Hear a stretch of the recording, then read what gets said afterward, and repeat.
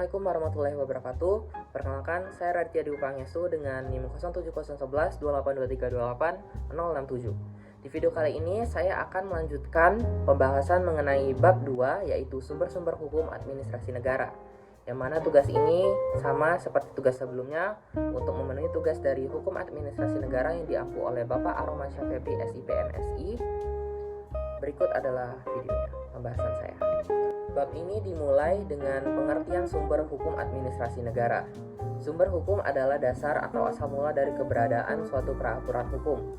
Dalam konteks hukum administrasi negara, sumber hukum memberikan legitimasi bagi tindakan administratif dan kebijakan pemerintah itu sendiri. Dr. Sahya Anggara membagi sumber hukum administrasi negara ke dalam dua kategori utama.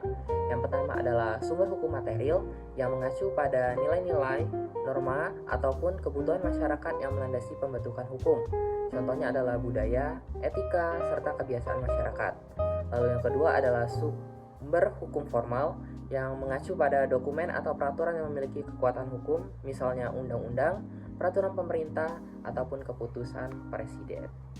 Lalu dilanjutkan dengan negara hukum atau Rechtsstaat. Indonesia menganut konsep negara hukum atau Rechtsstaat, di mana segala tindakan pemerintah harus berlandaskan oleh hukum. Prinsip ini memastikan bahwa pemerintah tidak bertindak berwenang-wenang atau warga negara memiliki perlindungan hubungan yang jelas. Prinsip hukum di Indonesia ini tercermin dalam pasal 1 ayat 3 Undang-Undang Dasar 1945 yang menyatakan bahwa Indonesia adalah negara hukum. Yang kedua adalah adanya peraturan yang mengedepankan keadilan, kesejahteraan, dan demokrasi.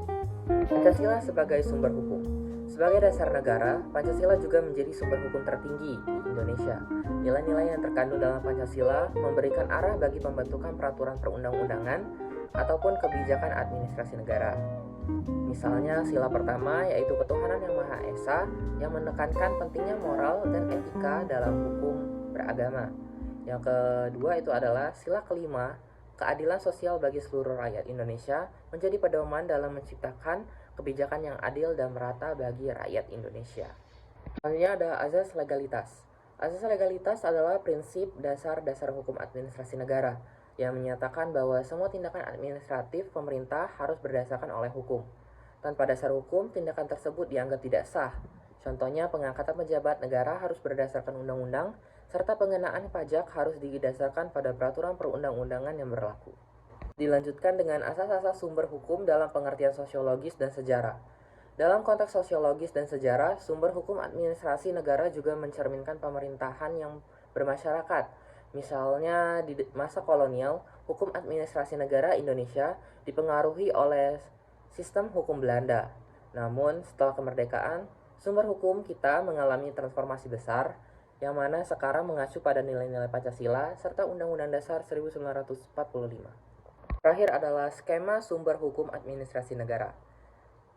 Sumber hukum administrasi negara ini dapat diilustrasikan seperti layaknya sebuah pohon, yang mana akarnya adalah Undang-Undang Dasar 1945 sebagai sumber hukum tertinggi, lalu batangnya ada undang-undang yang dibuat oleh DPR ataupun Presiden, lalu cabang-cabangnya merupakan peraturan pemerintah, keputusan presiden, serta peraturan dari menteri.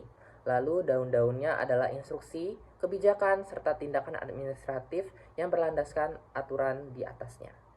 Inilah pembahasan lengkap saya mengenai bab 2 tentang sumber-sumber hukum administrasi negara. Apabila saya ada salah kata mohon dimaafkan. Kepada Allah saya mohon ampun. Wabillahi taufiq wal hidayah. Wassalamualaikum warahmatullahi wabarakatuh.